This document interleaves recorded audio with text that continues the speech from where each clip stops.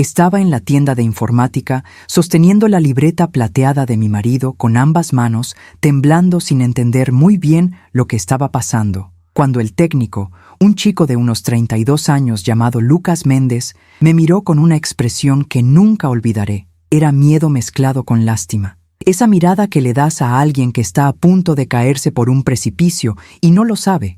Acababa de abrir unos archivos para diagnosticar el problema que le dije, que era lentitud en el sistema. Era un jueves de marzo, las 3 de la tarde. La tarde, temperatura de 28 grados. La tienda estaba en la Avenida Central, número 1200, centro de Riverside, en California, y había ido allí pensando que era solo un virus o un recuerdo completo. Mi nombre es Elena Rodríguez. Tengo 67 años. Soy mexicano-americano naturalizado desde hace 43 años, y en ese momento toda mi vida estaba implosionando sin que yo lo supiera aún. El técnico me pidió que lo acompañara a un pequeño cuarto en la parte de atrás. Lejos de los demás clientes y empleados, cerró puerta, respiró hondo y dijo exactamente así: «Señora Rodríguez, por favor no grite y escúcheme con atención. Encontré archivos en esa computadora que muestran que usted está en grave peligro, necesita hacer sus maletas ahora y salir de casa antes de que sea tarde».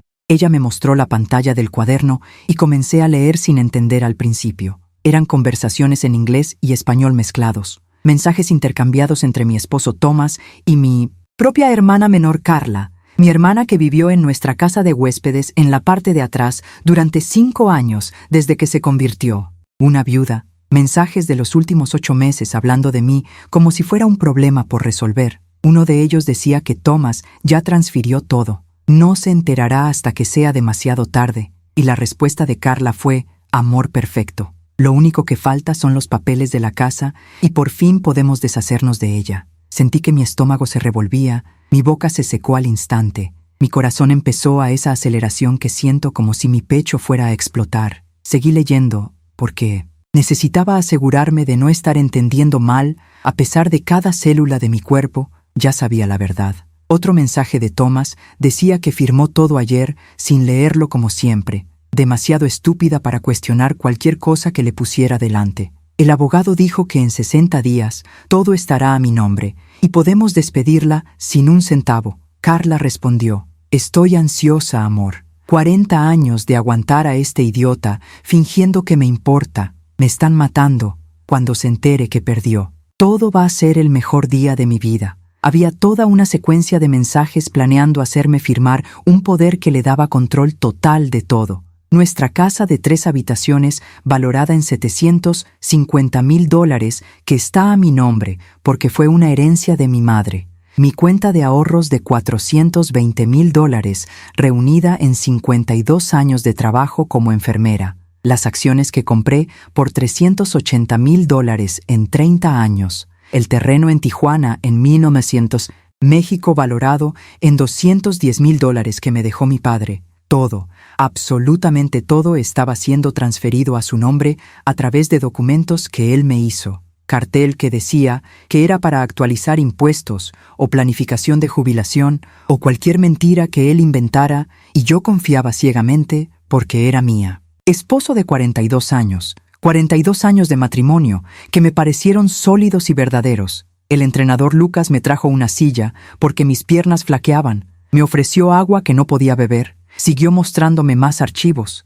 Tenía una carpeta entera llamada Plan E, con un cronograma detallado. La primera fase estaba terminada. Las transferencias bancarias ya estaban hechas. La escritura de la casa ya había sido cambiada y solo estaba esperando el registro final en la notaría. Programada para dentro de 12 días, las acciones ya habían sido transferidos a su cuenta conjunta con Carla, abierta hace 3 meses en un banco diferente.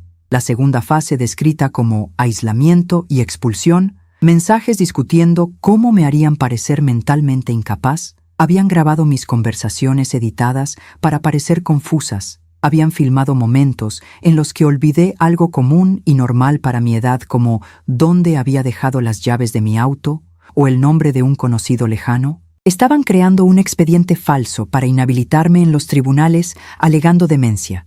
Incluso habían consultado a un psiquiatra que Lucas descubrió más tarde en los metadatos, era en realidad un actor contratado por $2.500 para producir un informe falso. La tercera fase se describió simplemente como una declaración. No dijeron explícitamente lo que significaba, pero entre líneas y eufemismos utilizados, me di cuenta con creciente horror de que estaban planeando internarme en algún asilo de ancianos barato. Estaba la investigación de Thomas sobre asilos de ancianos en otros estados, preferiblemente lejos de California, centrándose en lugares que aceptaban pacientes con Medicaid, que era para gente sin recursos propios. El más barato costaba $1,900 mensuales en Nevada. Había escrito al lado perfecto, lo suficientemente lejos como para que nadie lo visite y lo suficientemente barato para pagar unos años hasta que se resuelva lo demás. La cuarta y última fase no tenía nombre, solo una fecha, 28 de agosto de ese año, en 5 meses y 11 días exactamente. Debajo de esa fecha, una sola frase de Thomas a Carla. Para entonces el problema estará definitivamente resuelto y seremos libres de vivir nuestra propia vida junto con su dinero. Carla había respondido con un emoji de corazón y champaña.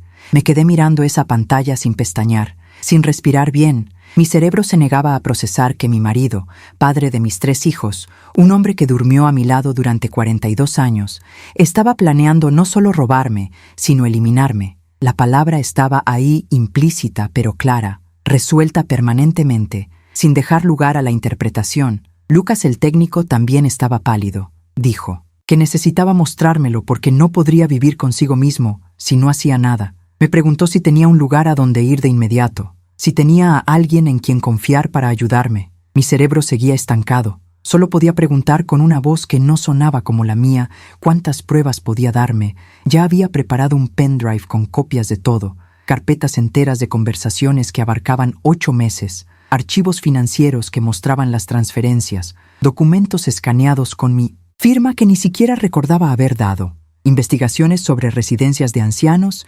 investigaciones sobre cómo llegar, un cónyuge interdicto, investigación que me hizo vomitar ahí mismo en el cubo de basura de la sala.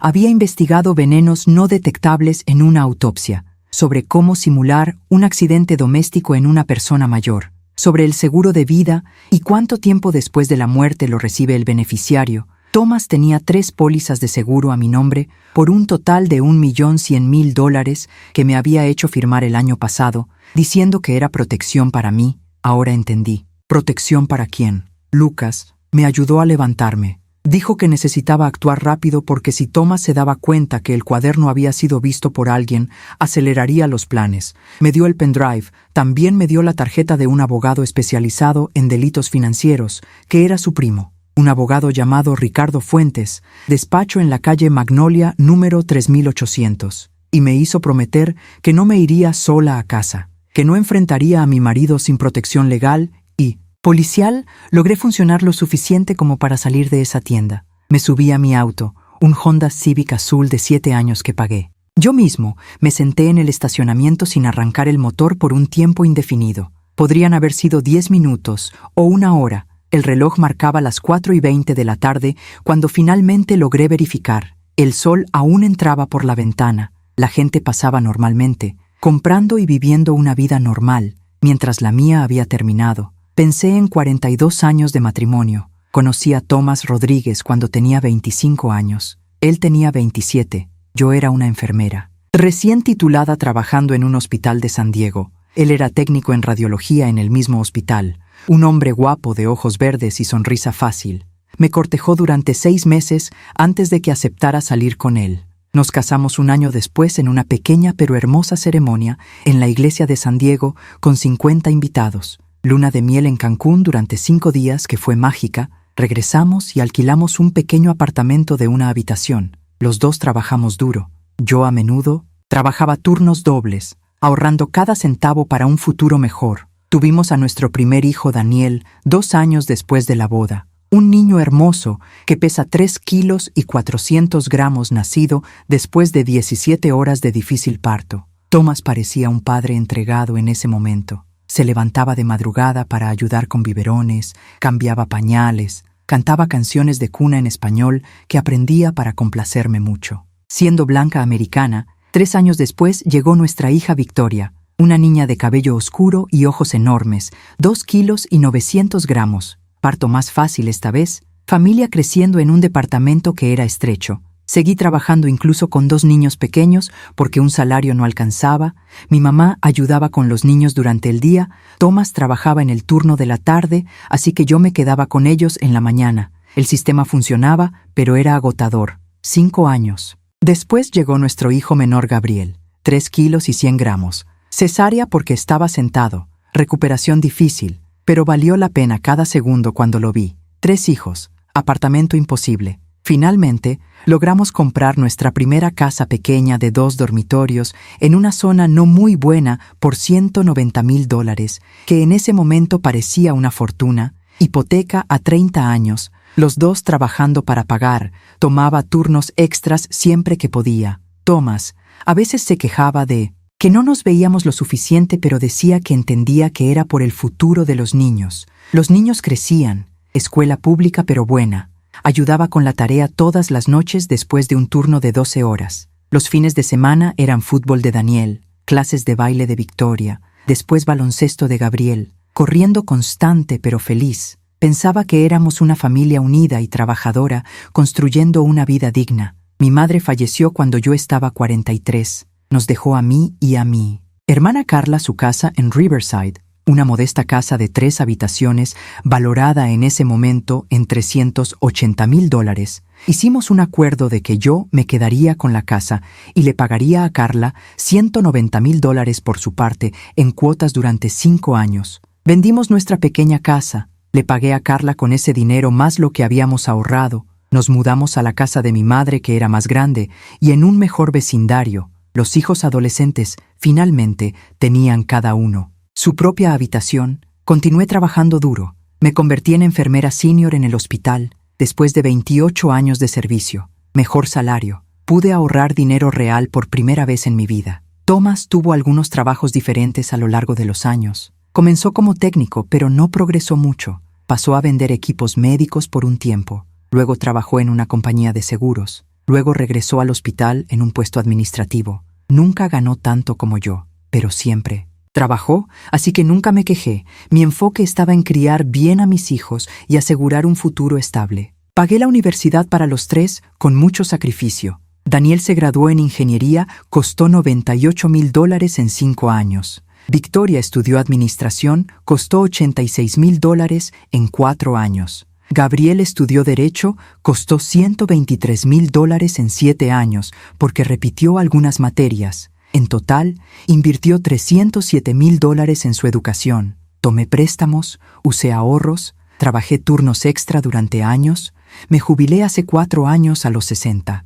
y 3 con una modesta pensión de $3,100 al mes después. 52 años trabajando desde los 11, cuando ayudaba a mi madre a limpiar casas en México antes de emigrar. Thomas se jubiló hace 2 años con un beneficio de menos de $1,800 porque tenía periodos sin cotizar. Juntos teníamos $4,900 al mes, que era suficiente para vivir bien sin lujos, casa pagada, autos viejos pero funcionando, salud razonable para su edad. Pensé que por fin tendríamos años tranquilos juntos, viajando un poco y disfrutando de los nietos. Los 3 hijos casados, Daniel con 2 mellizos de 5 años. Hijas, Victoria con un hijo de 3 años. Gabriel aún sin hijos pero casado desde hace 2 años. Familia aparentemente normal y feliz. Fotos en todas las paredes de nuestra casa mostrando la historia de 42 años juntos. Cumpleaños, graduaciones, bodas, nacimientos, momentos que parecían reales.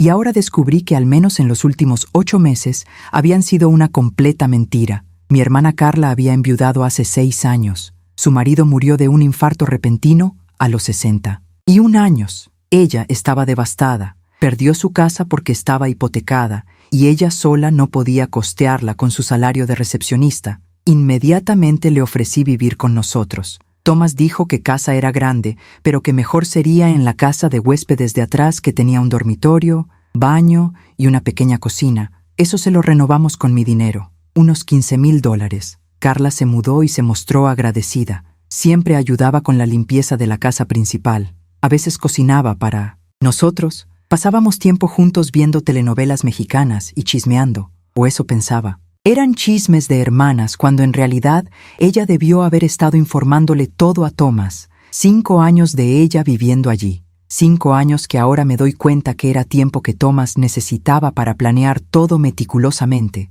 Señales que ignoré comenzaron a aparecer en mi memoria ahora sentada en ese auto. Hace como 8 meses. Thomas comenzó a ser más insistente en que yo firmara documentos. Dijo que era para organizar nuestras finanzas para cuando fuéramos mayores, para proteger a los niños de los impuestos a la herencia, para asegurar que todo fuera simple si algo le pasara a uno de nosotros. Tenía sentido. En ese momento confié completamente en él. Firmé todo lo que me puso delante. Poderes, cambios de titularidad de cuentas, documentos que dijo eran actualizaciones de escrituras para incluir a los niños como beneficiarios. Nunca leí con atención porque era mi esposo de 41 años en ese momento. ¿Para qué diablos iba a sospechar? Hace unos meses comencé a notar que Thomas pasaba mucho tiempo en casa de Carla, ayudándola con su computadora, la cual seguía dando problemas según él. Se quedaban ahí por horas. Me parecía hermoso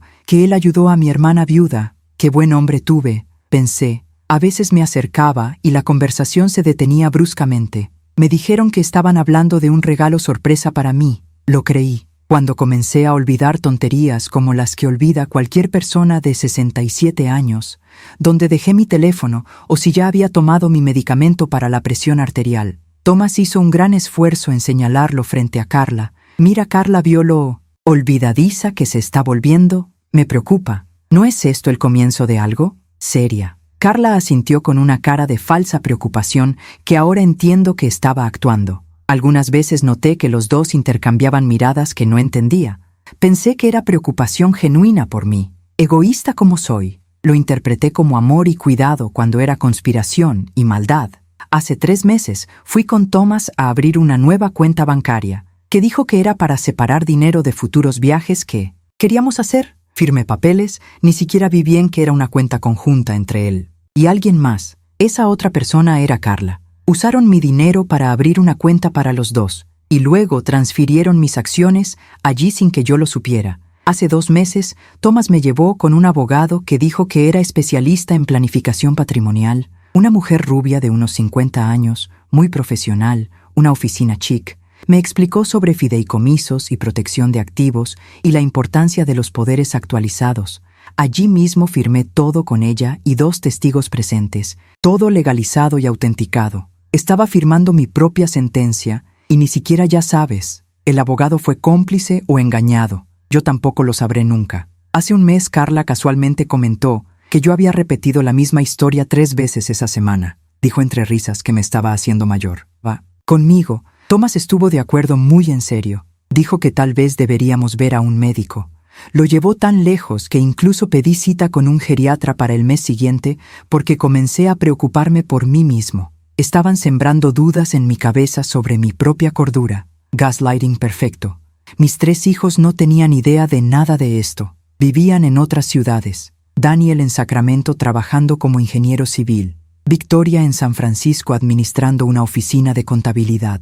Gabriel en Los Ángeles ejerciendo la abogacía en una pequeña firma. Hablé con cada uno por teléfono. Teléfono una vez a la semana más o menos. Menos. Conversaciones normales. Nietos. Trabajo. Nada profundo. Ninguno sospechaba que su padre planeaba destruir a su madre. Thomas siempre fue bueno guardando las apariencias. En sus llamadas con sus hijos, era un esposo dedicado, preocupado por la salud de su esposa, diciendo que yo era más olvidadizo, pero que nos llevábamos bien, plantando semillas para que cuando intentara prohibirme, tuviera su apoyo porque pensaban que era por mi bien. Todavía sentado en ese auto, a las 4:45 de la tarde finalmente logré llamar al abogado Ricardo Fuentes, cuya tarjeta me había dado Lucas. Contestó la secretaria. Le expliqué con voz temblorosa que era una emergencia, que tenía pruebas de fraude financiero y conspiración en mi contra. Me las pasó inmediatamente. Un abogado con voz firme me dijo que fuera directo a su oficina, que cancelaría mi cita de las 5 para verme. Me preguntó si estaba a salvo, si tenía las pruebas conmigo. Lo confirmé todo. Conduje los 23 minutos. hasta su oficina en piloto automático, de 4 pisos, edificio comercial, oficina en el segundo piso, salón mediano con decoración profesional, pero no ostentosa. Ricardo Fuentes aparentaba unos 48 años, cabello gris a los costados, lentes de montura negra, expresión seria pero amable. Me recibió con un firme apretón de manos. Me ofreció café, el cual acepté, necesitando cafeína. Nos sentamos, conectó el pendrive a su computadora y comenzó a mirar los archivos. Su rostro se volvió cada vez más serio. Me preguntó si podía hacer copias. De todo, lo autoricé. Pasamos las siguientes 3 horas revisando cada documento, cada conversación, cada pieza de evidencia. Estuvo tomando notas extensas, armando una cronología, identificando crímenes. Fraude financiero era obviamente, falsificación de documentos también, conspiración para cometer fraude, abuso financiero a personas mayores, que en California es un delito federal, posible intento de asesinato o al menos conspiración para hacerlo. ¿Cuáles eran los cargos más graves? Los montos involucrados superaban el $1.700.000, contando casa, ahorros, acciones, terrenos, seguros.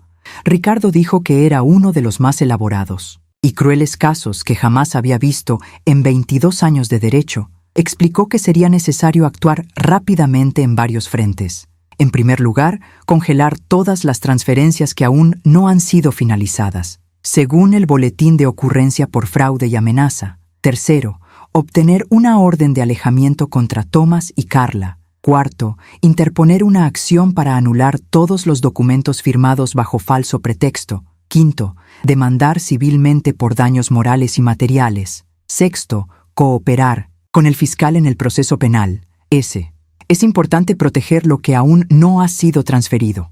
Octavo, recuperar lo robado. Escuché todo eso aturdido, pero comenzando a sentir algo diferente creciendo dentro de mí. Ya no era solo shock y dolor, era ira fría y densa.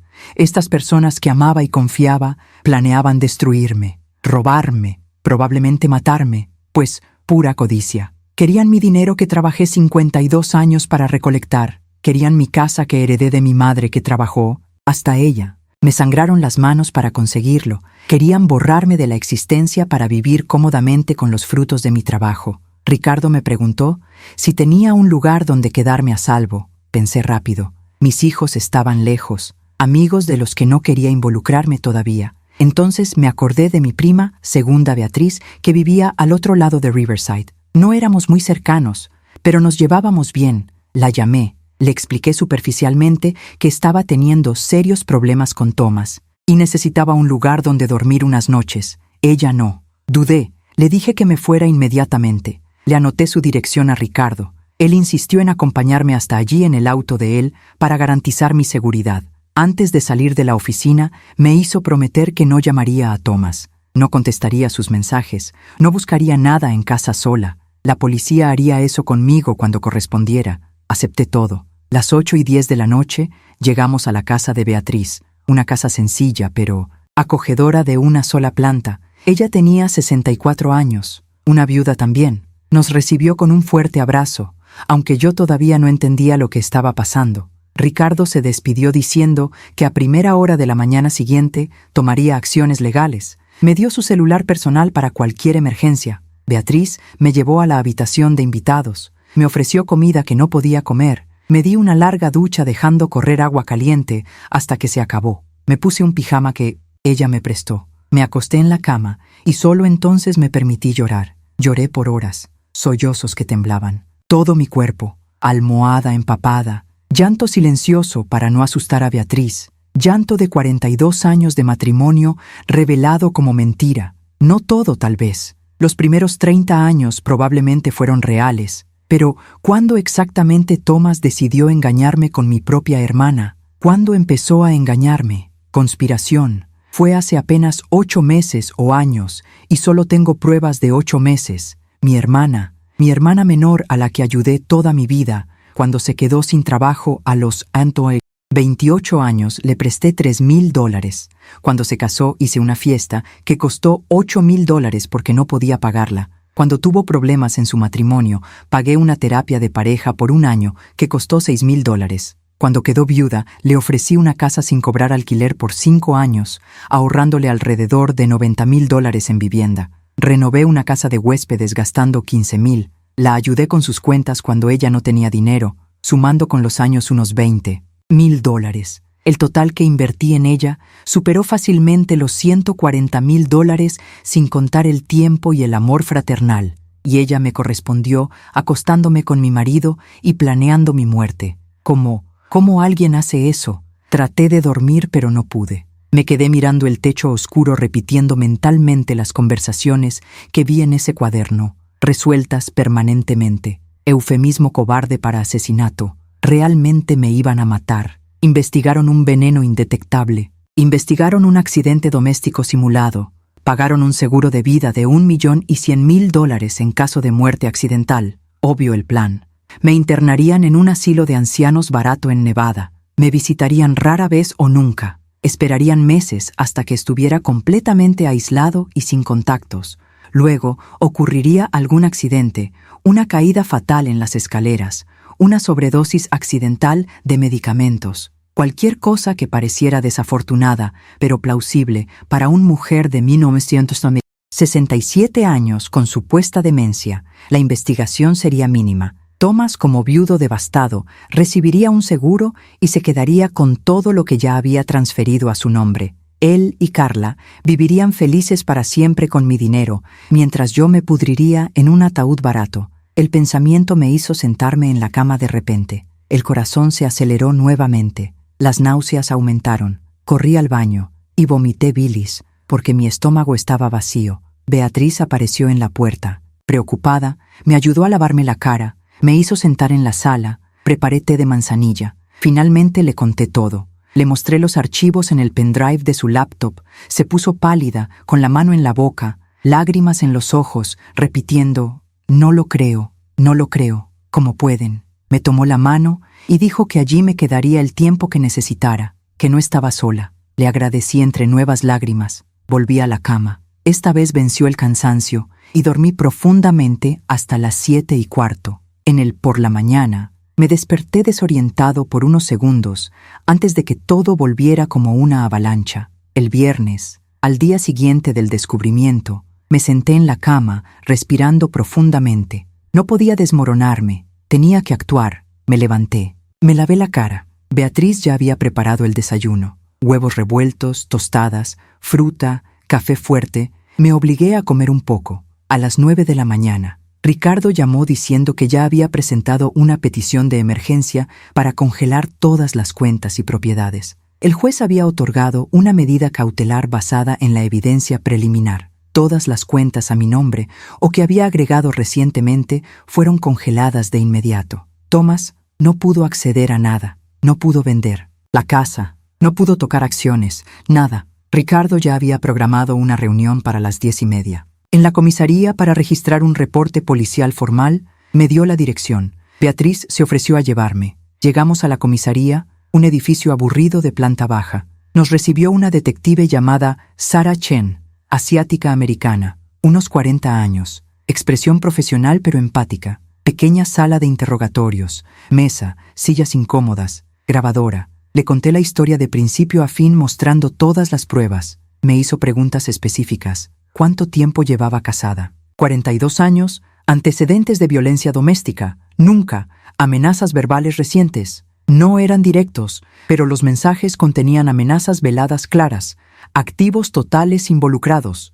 $1,700,000 aproximadamente. Registraron todo. Hicieron copias de todos los archivos en la unidad flash. Dijeron que la oficina del fiscal sería notificada de inmediato. Si era lo suficientemente grave como para una acción rápida, me preguntaron si me sentía en peligro físico. Inmediato. Honestamente respondí que no lo sabía. Thomas todavía no sabía que me había enterado, así que tal vez todavía no. Pero tan pronto como descubrí que podía acelerar los planes, Sarah estuvo de acuerdo y dijo que recomendaría una restricción de emergencia. Orden. Salimos de allí a las 12:30. Ricardo llamó diciendo que se había otorgado una orden de alejamiento por 72 horas inicialmente, con una audiencia programada para el martes siguiente que se extendería por tiempo indefinido.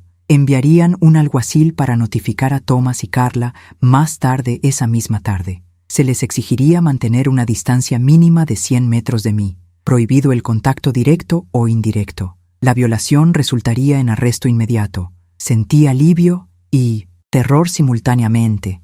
Alivio por protección legal, terror por imaginar su reacción al recibir la notificación. Thomas sabía. No tengo idea de lo que me enteré. Debió estar en casa pensando que estaba de compras o visitando a un amigo como siempre lo hacía los viernes. El teléfono sonó 4 veces desde ayer. No respondía a ninguno. Dejó mensajes. ¿Dónde estás? Estoy preocupada. Por favor, llámame. Un tono de falsa preocupación que ahora me dio náuseas. El viernes por la tarde, Ricardo obtuvo una orden judicial para registrar y confiscar todas las computadoras y celulares de Thomas y Carla. La policía lo ejecutaría el lunes por la mañana con una orden judicial si intentaban destruir evidencia. En los siguientes días no importaría porque ya teníamos copias de todo. Al final de la tarde, recibí un mensaje de un número desconocido. Era de la detective Sara. Thomas y Carla acababan de ser notificados de la orden de restricción. Thomas estaba visiblemente impactado según el oficial. Comenzó a gritar que era absurdo, que estaba loco, que iba a demandar por difamación. Carla literalmente se desmayó y necesitó paramédicos. Al enterarse que los atraparon, dejó a Thomas desconcertado, pero enojado. El alguacil informó que intentó llamarme inmediatamente y se enfureció cuando no respondí. Comenzó a enviar mensajes violando la orden de restricción. Mensajes diciendo que yo estaba loca, ingrata, que me dedicó toda su vida, que iba a dejar arrepentimiento, que demostraría que estaba senil y me internaría a la fuerza. Se envió una copia impresa de todo a Sara, quien aseguró que esto sería usado en su contra. La violación de una orden de restricción en la primera hora resultaría en cargos adicionales. Amaneció el sábado y no sabía qué hacer conmigo misma. Beatriz me sugirió que empezáramos a trazar un plan a largo plazo. Necesitaba pensar dónde viviría permanentemente. No podía quedarme en la casa que era mía, porque Thomas todavía tenía llaves y sabía todo allí. Incluso con una orden de restricción no me sentía segura. Decisión difícil pero necesaria. Le pediría al juez que me autorizara a vender la casa, dividiendo el valor mitad y mitad con Thomas, a pesar de que él no merecía nada. Pero la casa era mi herencia y quería distancia total. Con la venta lo haría. Poder comprar un apartamento propio más pequeño en un lugar que no conocía. Empezar de nuevo, una palabra extraña a mis 67 años pero necesaria. El domingo llamé a mis 3 hijos uno por uno, las conversaciones más difíciles de mi vida. Daniel respondió alegremente hasta que escuchó mi voz temblorosa. Me preguntó qué pasó. Le dije brevemente. Silencio de shock al otro lado. Luego explosión. Va a pagar por esta mamá. Lo voy a demandar. Lo voy a destruir. Traté de calmarlo, derribó. Pero Daniel estaba fuera de sí. Pidió venir a verme de inmediato. Le dije que esperara hasta el lunes después de la investigación policial. No quería que se cruzara con su padre todavía. Vict. Oria lloró profusamente. ¿Cómo puede su padre? ¿Cómo puede su tía Carla? Repitió una y otra vez. Me ofreció dinero inmediatamente si lo necesitaba. Le agradecí diciendo que por ahora me iba bien, económicamente. Gabriel, el abogado, fue más clínico. Pidió detalles de todo. Dijo que conocía mejores abogados que Ricardo si quería cambiar. Le respondí que por ahora confiaba en Ricardo, pero le agradecí su apoyo. Los 3 niños se horrorizaron especialmente por la participación de la tía Carla, a quien consideraban familia cercana. Lunes por la mañana, 9 en punto. Equipo de 6 policías ejecutaron una orden de cateo en mi casa. Ricardo me mantuvo informado a través de mensajes. Incautaron 3 computadoras, 4 celulares, tabletas, documentos físicos, pendrives, todo lo que pudiera contener pruebas. Thomas intentó impedirlo alegando invasión ilegal. Le informaron que resistirse resultaría en arresto por obstrucción a la justicia. Carla estaba histérica según el informe, gritando que era inocente, que Thomas la obligó, tratando de echarle la culpa de todo. La policía. No me importó. Se llevaron todo para análisis forense. El martes era una audiencia para extender la orden de restricción. Fui al foro acompañado de Ricardo. La primera vez que veía a Thomas en 6 días, él estaba al otro lado de la sala con su abogado, un hombre con un traje gris barato. Thomas me miró con puro odio, una expresión que nunca había visto en él en 42 años, juez llamada Honor Patricia Williams, mujer, negra, como 55 años, expresión severa. Escuchó argumentos de ambos lados. Thomas, el abogado, afirmó que todo fue mal entendido, que las conversaciones en la computadora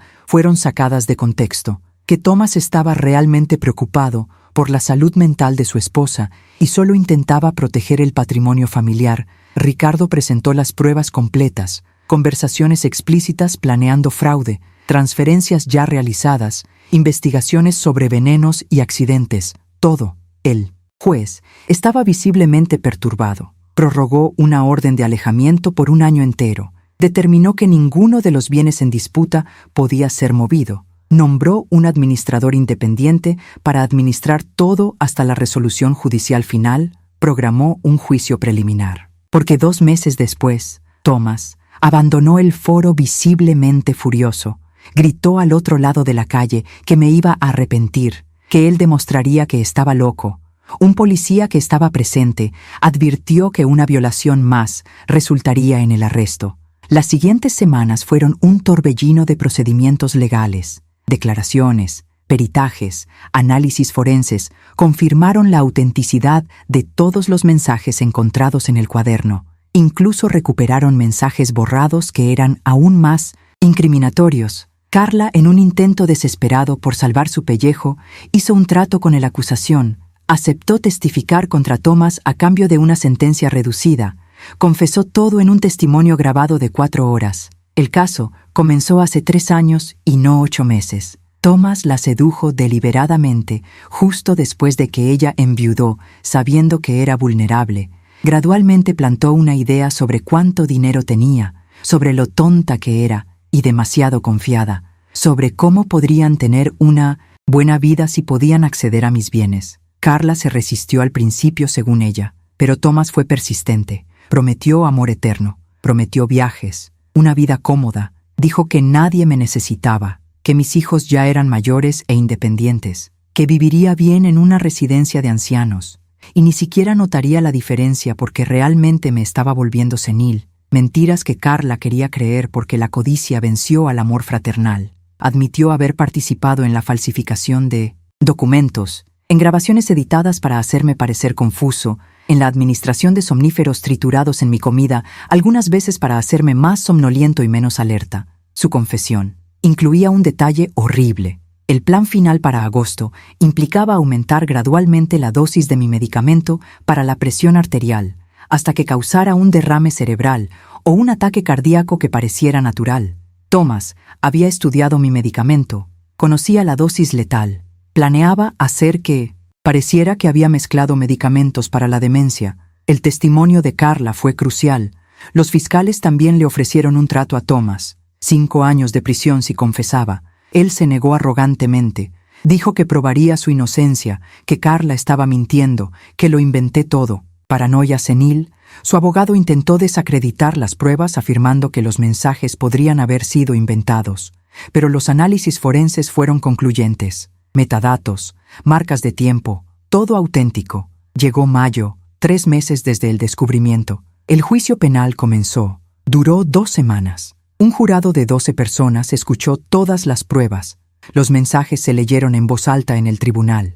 Cada palabra cruel resonaba en la sala. Vi a Thomas palidecer cada vez más mientras la fiscal presentaba su caso. Trató de mantener una postura arrogante, pero se estaba derritiendo. El clímax fue cuando el fiscal mostró sus investigaciones sobre venenos y simulando accidentes. El jurado quedó visiblemente impactado. Una señora del jurado de unos.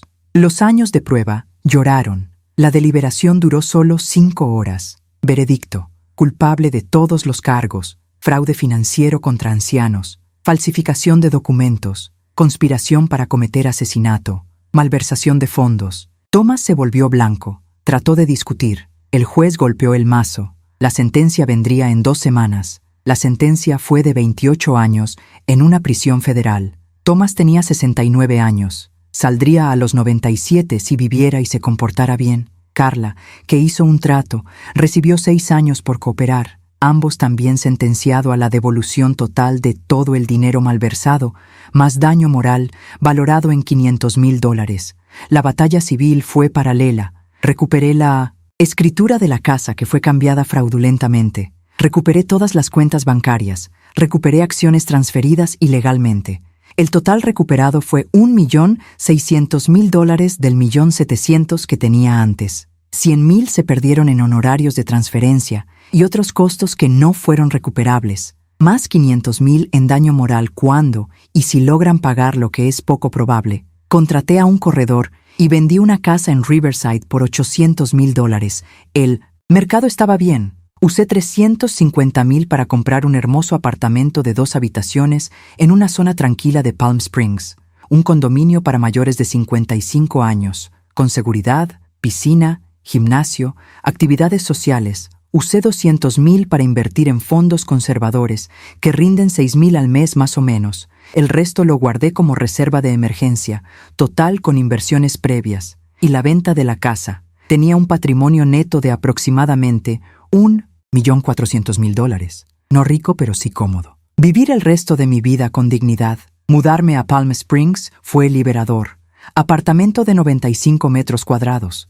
Balcón con vista a las montañas. 2 dormitorios incluyendo una suite. Cocina moderna que renové gastando $28,000. Decoré todo nuevo. Colores claros y alegres. Nada que me recordara a la casa anterior. Beige, celeste, blanco. Plantas por todos lados. Luz natural entrando por grandes ventanales. Una sensación de paz que no había sentido en años, tal vez décadas. Los primeros meses fueron de adaptación. Conocí a vecinos en el condominio, en su mayoría jubilados entre 60 y 80 años.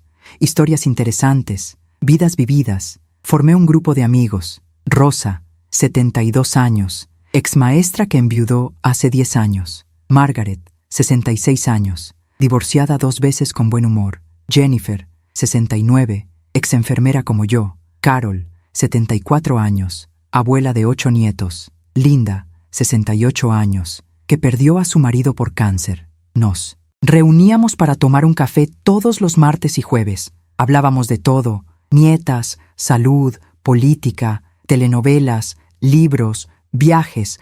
Conocían mi historia porque la conté brevemente. Todos estaban horrorizados pero impresionados con mi recuperación. Me ofrecieron apoyo sin prejuicios, amistad verdadera. Me uní a una clase de yoga para personas mayores 3 veces por semana. Un instructor llamado Mike, de 50 años, paciente y divertido. Aprendí a literalmente volver a respirar, a estirar mi cuerpo que siempre estaba tenso, a meditar. Comencé a caminar todas las mañanas a las 6, 40 minutos alrededor del condominio. Palm Springs es hermoso temprano en la mañana, aire fresco, montañas al fondo, silencio pacífico. Las caminatas se convirtieron en un tiempo para reflexionar, procesar todo lo sucedido. 42 años de matrimonio no fueron del todo falsos. Los primeros 30 años fueron reales, fueron buenos. Tuve 3 hijos maravillosos de ese matrimonio, innumerables. Momentos felices. Thomas de alguna manera cambió,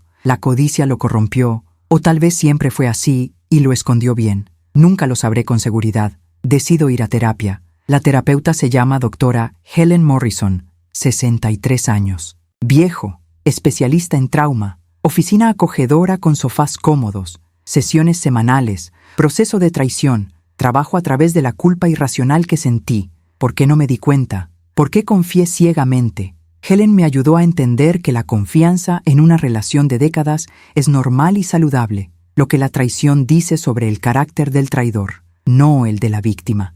Me tomó meses internalizar esto. Algunos días todavía me encuentro pensando en dónde me equivoqué, pero cada vez son menos. Llegó octubre. 7 meses desde el descubrimiento. Estaba sentado en el balcón tomando té verde cuando sonó el teléfono. Número desconocido. Respondí con cautela. Se presentó una voz masculina educada. Mi nombre es Roberto Silva. Soy amigo de Lucas Méndez, el técnico informático que te ayudó. Espero no molestarte.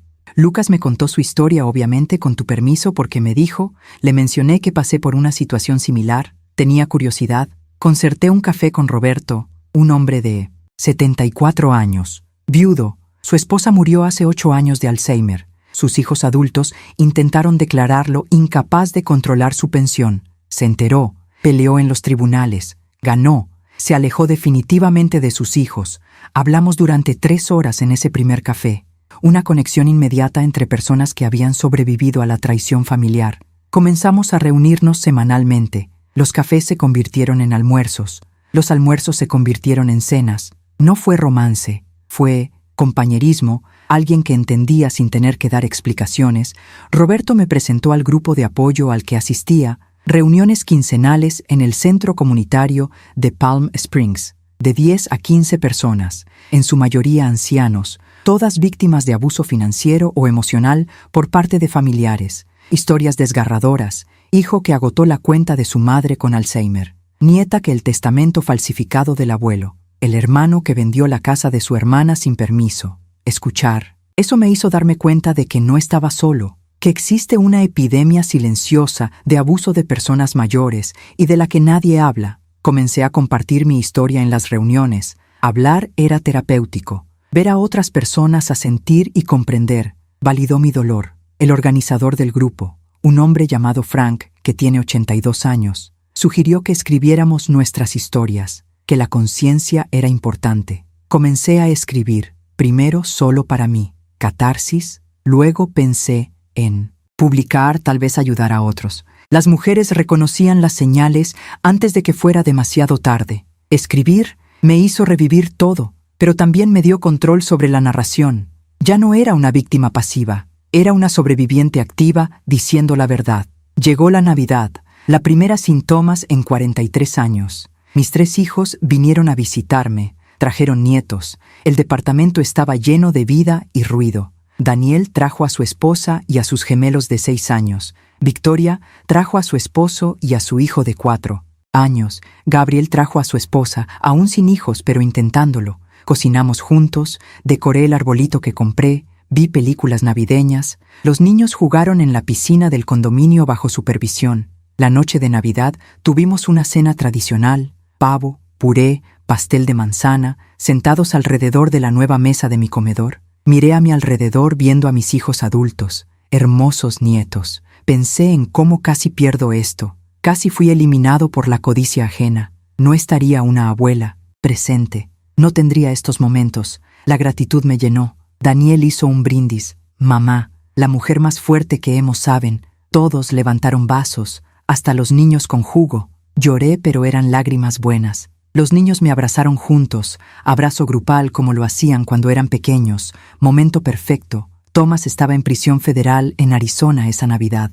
Espero que pensara en lo que perdió, no por mí, sino por los hijos y nietos que nunca más lo volverían a ver. Carla estaba en la prisión estatal de California, sin visitas porque nadie de la familia quería verla. La soledad se merecían. Llegó el año nuevo. La resolución era vivir cada día, completamente, para no perder el tiempo con resentimiento, pero tampoco para olvidar la lección. Después de marzo, un año completo desde aquel fatídico jueves en la tienda de informática, aniversario oscuro pero hito importante, sobreviví, más de lo que sobreviví, me reconstruí. Roberto me llevó a una cena especial en un restaurante elegante, hablamos sobre el viaje del último año, tomó mi mano sobre la mesa, me preguntó si estaría dispuesta a considerar una relación romántica eventualmente. No. Presión. Solo posibilidad. Sonreí. Dije que estaba abierto, pero lentamente. Aceptó. Lento es bueno. Tenemos tiempo. La relación con Roberto se desarrolló gentilmente. El primer beso fue 2 meses después, tímidos y dulces, como adolescentes. Nada como la pasión intensa de la juventud. Era algo más profundo. El compañerismo basado en el respeto mutuo y las experiencias compartidas. Él nunca lo intentó. No apresuré nada. Respetó mi espacio y proceso.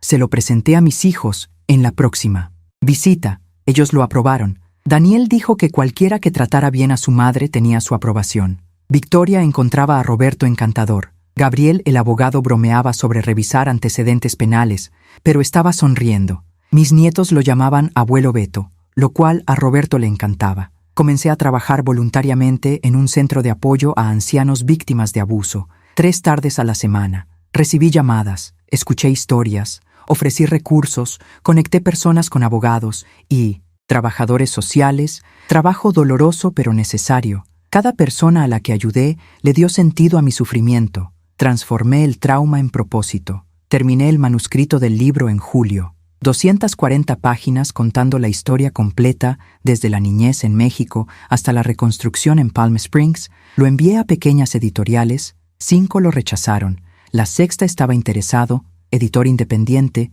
llamado Phoenix Press, especializado en memorias de supervivencia, ofrecieron un contrato modesto, un anticipo de $8,000. No se trataba de dinero, se trataba del mensaje, lo firmé. El proceso de edición tomó 6 meses. El editor sugirió cambios para proteger la privacidad, pero manteniéndolo fiel.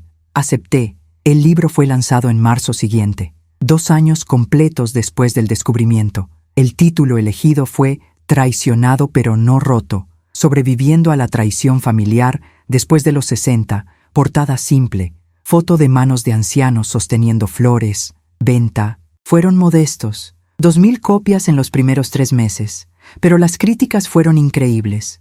Mujeres que escribieron que se vieron a sí mismas en la historia, que encontraron el coraje para actuar contra sus propios abusadores. Recibí 57 correos electrónicos de lectores. Cada uno me hizo llorar y sonreír simultáneamente.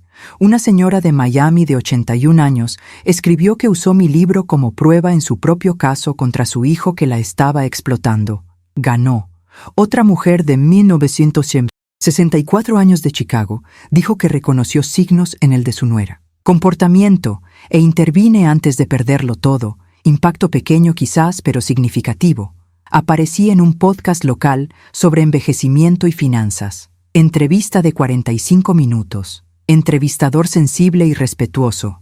Comentarios positivos. Centro de apoyo, donde me ofrecí como voluntaria y me pidieron que diera conferencias mensuales sobre cómo reconocer y prevenir el abuso financiero. Acepté. Hablar en público nunca fue fuerte, pero el mensaje era demasiado importante. La primera conferencia contó con 23 personas, en su mayoría mujeres entre 50 y 80 años. Me temblaban las manos sosteniendo notas. La voz se quebró un par de veces, pero continué. Conté la historia. Ofrecí una lista de señales de advertencia. Presión para firmar documentos sin tiempo para leer. Cambios repentinos en la dinámica familiar. Aislamiento de amigos y otros familiares. Familiares demasiado interesados en las finanzas. Solicitudes frecuentes de dinero con excusas elaboradas. Cambios no autorizados en cuentas o propiedades. Intentos de obtener poderes amplios. Comentarios sobre ser una carga o un obstáculo. Exclusión de decisiones familiares importantes. Varias personas del público asintieron, reconociendo las señales. 3 vinieron a hablar conmigo después. Una estaba en una situación casi idéntica. La conecté con Ricardo, mi abogado. Otro año pasaron, 3 años desde el descubrimiento. La vida estableció una nueva rutina. Mañanas caminando, tardes haciendo voluntariado o escribiendo un segundo libro para prevenir el maltrato a personas mayores. Noches con Roberto cenando o viendo películas, fines de semana con amigos del condominio, visitas mensuales de los niños alternando quienes venían, excelente salud, todos los exámenes normales, presión arterial controlada, peso estable en 60 kilos, canas que decidí dejar de teñir, dejarlas naturales, arrugas que evidencian una vida vivida sin vergüenza. Roberto pidió una relación oficial seria hace 6 meses. Dijo, era muy mayor para bromas. Quería un compromiso real. Acepté, no matrimonio, ninguno de los dos quería volver a complicar las cosas legalmente, sino compromiso emocional exclusivo. Me regaló un simple anillo de plata, lo uso con orgullo. Thomas intentó apelar la sentencia 2 veces, ambas veces le fueron denegadas. Está cumpliendo condena completa. Recibo notificaciones automáticas del sistema penitenciario sobre su estado. No pregunto, pero agradezco saberlo. Intentó escribirme una carta hace 8 meses. La prisión me la envió preguntando si estaba de acuerdo en recibirla. Me negué. No tengo nada que decirle. Ya no lo odio. No siento nada. La completa indiferencia es la verdadera libertad. Carla también intentó contactarlo a través de un programa de mediación carcelaria, un sistema donde un prisionero puede pedir un encuentro restaurativo con una víctima. Yo me negué. El perdón no requiere reconciliación. Puedo perdonar por mi propia paz sin necesidad de volver a verla. Algunos criticaron mi decisión. La terapeuta Helen se defendió. Dijo que el perdón es un proceso personal sin una sola fórmula. Mis hijos visitan a Thomas una vez al año por sentido de deber filial, no por amor. Las conversaciones son frías y cortas. Él todavía trata de justificarse. No quieren escuchar. Ninguno lleva a sus nietos. Thomas nunca conocerá a sus bisnietos si los hay. Su legado es prisión y vergüenza. Mi legado se está reconstruyendo. La nieta de Victoria me dijo la semana pasada que quiere ser fuerte como la abuela cuando sea grande. Un comentario de un niño de 5 años, pero me rompió con buena emoción. Ahora me siento en el balcón del apartamento a las 7 de la tarde. Brisa fresca de octubre, temperaturas de 24 grados, cómodo, vaso de té helado en la mesa de al lado, libro abierto en mi regazo, pero no estoy leyendo. Estoy viendo el atardecer pintando montañas de naranja y rosa, cielo absurdamente hermoso. En media hora llegará Roberto para la cena, que yo preparé, salmón a la parrilla con verduras, nueva receta que aprendí en una clase de cocina saludable que comencé. La vida a los 70 no es lo que imaginaba 25 años, casándome lleno de esperanza. Definitivamente, no es lo que imaginé hace 3 años cuando todavía estaba casada con Thomas, pero es mi vida, una vida que construí literalmente a partir de los escombros de una traición devastadora. No soy ingenuo como era. Ahora confío cuidadosamente, reviso los documentos antes de firmar, mantengo las finanzas a mi nombre, tengo un abogado en marcación rápida, pero tampoco dejé que el trauma me amargue o me cierre. Todavía amo, todavía confío selectivamente, todavía creo en el ser humano bondad, porque veo bondad todas las semanas en mis amigos, en mis hijos, en Roberto, en los voluntarios del centro de apoyo. La bondad existe, aunque el mal también existe. A los 70 años aprendí que la dignidad no puede para que me lo quiten solo. Durante 42 años di mi dignidad al matrimonio que no merecía. En los últimos 3 años, recuperé la dignidad no a través de la venganza, aunque la justicia legal fue satisfactoria. La recuperé eligiendo vivir bien, eligiendo crecer, eligiendo ayudar a los demás, eligiendo amar de nuevo incluso con miedo. El teléfono vibra, mensaje de Daniel, foto de nietos sosteniendo dibujos que hicieron para mí, corazones y flores, y escrito: abuela, te amamos. Sonrío, respondo con un emoji de corazón. Estos niños nunca conocerán el horror completo de lo que casi pasó. Crecerán sabiendo solo que la abuela es fuerte y amorosa, que una verdadera familia es quien se queda, no quien comparte ADN. Llega Roberto tocando el timbre. Abro la puerta. Entra con flores. Siempre trae flores. Lirios blancos esta vez. Mis favoritos. Un beso rápido de saludo. Va a la cocina a ayudar a terminar la cena. Trabajamos juntos. Corta ensalada. Yo termino pescado. Hablamos de su día, de mi día, trivialidades hermosas de la vida en común. Cenamos. El balcón bajo el cielo estrellado. Hablamos de planear un viaje a Portugal el año que viene. Siempre quise ir. Roberto también. Lo haremos juntos. Después de cenar lavamos los platos juntos. Él se va a las 10 porque a ninguno de los dos nos gusta dormir fuera todavía. Preferimos nuestras propias camas, nuestro propio espacio, una relación sin presiones ni expectativas asfixiantes, solo compañía genuina. Estoy sola en el departamento silencioso. Me cuido la piel por las noches. Una rutina que he aprendido a valorar, el autocuidado como un acto de amor propio. Me acuesto en la cama king size que compré, suaves sábanas de algodón egipcio, almohadas de plumas, comodidad que merezco y puedo permitirme. Miro al techo pensando en el viaje absurdo de los últimos 3 años. Si alguien me contara esta historia en formato película, diría que es exagerada, demasiado melodramática, pero sucedió. Cada parte horrible y cada parte hermosa sucedió. Sobreviví porque elegí sobrevivir. Podría haberme dado por vencido en ese primer mes de desesperación. Muchos lo hacen. Estadísticas de suicidio en ancianos víctimas de el abuso familiar da miedo. Era casi una estadística, pero la ira me salvó inicialmente. Luego la ira se convirtió en determinación. Determinación en acción. Acción en justicia. Justicia en curación. No completa todavía, tal vez nunca completa. Cicatrices permanentes en forma de desconfianza ocasional. Pesadillas raras pero inquietantes, donde me despierto pensando que Todavía estoy en esa casa, todavía casada con Thomas, todavía siendo engañada. Pero Roberto me enseñó la técnica. Cuando me despierto de una pesadilla, miro a mi alrededor, enumerando 5 cosas que veo, demostrando dónde estoy realmente. Cortina azul claro, blanco, lámpara de cerámica, foto de nietos en la cómoda, silla de lectura en la esquina, puerta del armario entreabierta. 5 cosas. Estoy en mi departamento. Estoy segura. Soy libre. Vuelvo a dormir en paz. Mañana es sábado. Grupo de amigos. Van a Palm Desert a comprar y almorzar. Pequeños placeres de la vida en común. Rosa quiere encontrar un regalo para el cumpleaños de su nieto. Margaret necesita un vestido para la boda de su sobrina. A Jennifer simplemente le gusta salir a caminar. Carol quiere una nueva decoración para los vivos habitación. Linda va porque le gusta la compañía. Yo voy por todo esto y porque puedo, porque tengo mi propio dinero, mi propio auto, mi propia vida, libertad que casi pierdo. Mientras duermo, Thomas duerme en una celda de una prisión federal.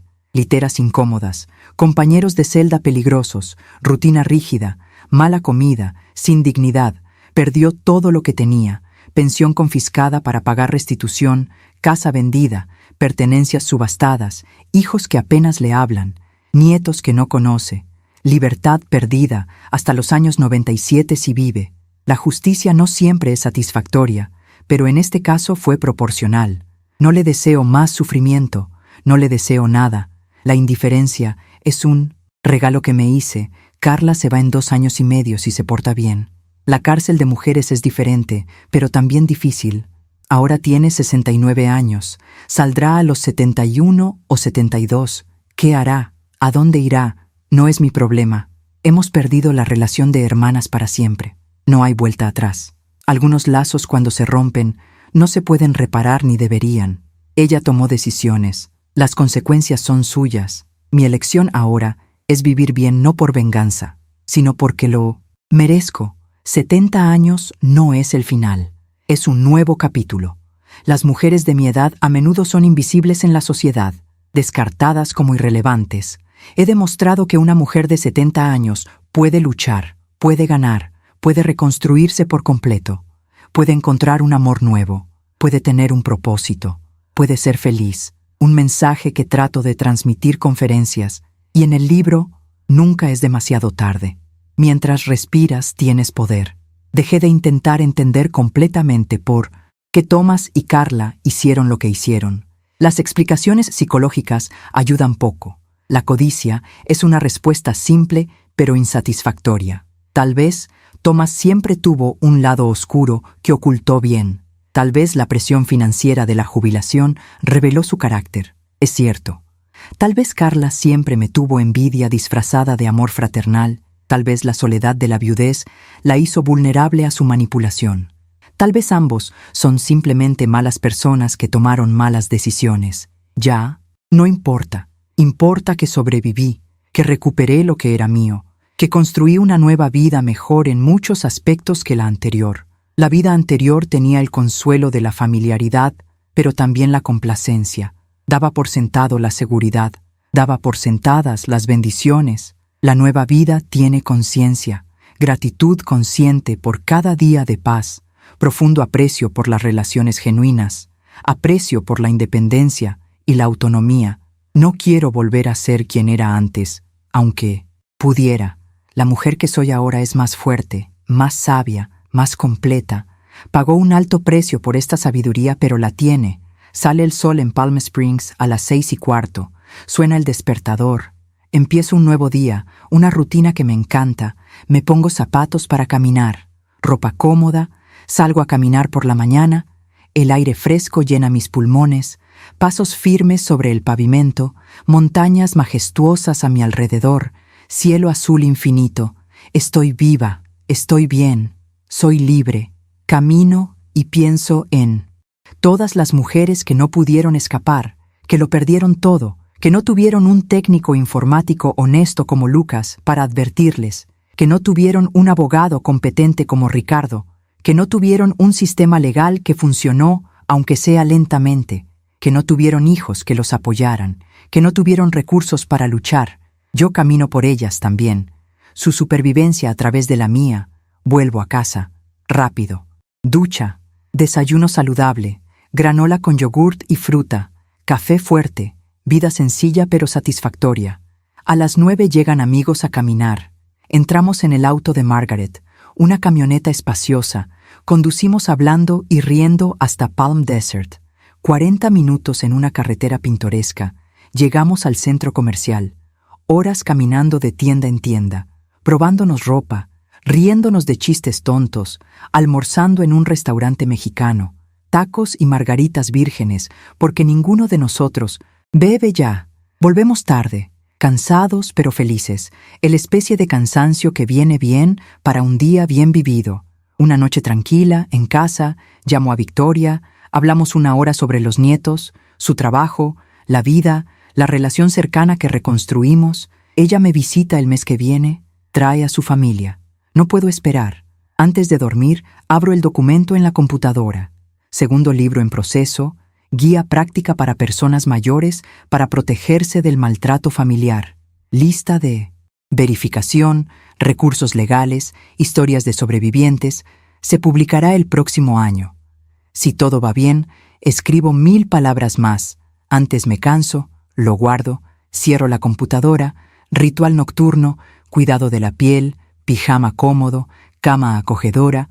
Miro la foto en la mesita de noche, una foto reciente mía con Roberto y todos mis amigos en una cena grupal. 8 mujeres sonriendo genuinamente, todas sobrevivientes de algo: traiciones, divorcios, viudez, enfermedades, pérdidas. Pero aquí estamos, sonriendo, viviendo, prosperando. Pongo mi cabeza en la almohada, cierro los ojos, duermo en completa paz. Esta noche no tengo pesadillas, solo vago y sueños pacíficos. Mañana comienza de nuevo, otro día de vida que construí ladrillo a ladrillo después de que intentaron destruirme. No solo sobreviví, florecí, 70 años y floreciente. ¿Quién lo hubiera pensado? Ciertamente no Tomás, que apostó a que me desmoronaría. Ciertamente no Carla, que me subestimó por completo. Pero sabía, en el fondo, siempre lo supe. La fuerza que llevo proviene de 52 años de trabajo desde que era niña. Proviene de emigrar a un nuevo país a los 24 años, hablando un inglés pobre y construyendo una vida. Proviene de criar a 3 hijos a menudo sola, mientras trabajaba a tiempo completo. Proviene de generaciones de mujeres mexicanas fuertes antes que yo. Mi madre, que limpió casas hasta que le sangraron las manos para educar a sus hijas. Mi abuela, que crió a 7 hijos sola después de que su esposo muriera joven. Bisabuela, que sobrevivió a la Revolución Mexicana y construyó una vida de cenizas literales. La fuerza está en la sangre. Tomás nunca tuvo la oportunidad de romperme de verdad. Podría haberme matado físicamente tal vez si el plan hubiera continuado, pero romper mi espíritu, imposible. Espíritu forjado en generaciones de supervivencia. Su traición fue brutal, pero no definitiva. No me definió, me definí por respuesta, por lucha, por recuperación, por renacimiento. Elena Rodríguez, 70 años, enfermera jubilada, madre de 3, abuela de 5, autora, voluntaria, sobreviviente, mujer que mira hacia atrás sin arrepentimiento y hacia adelante con esperanza. Esa soy yo, no víctima, nunca más víctima, protagonista de mi propia historia que se sigue escribiendo un día glorioso a la vez.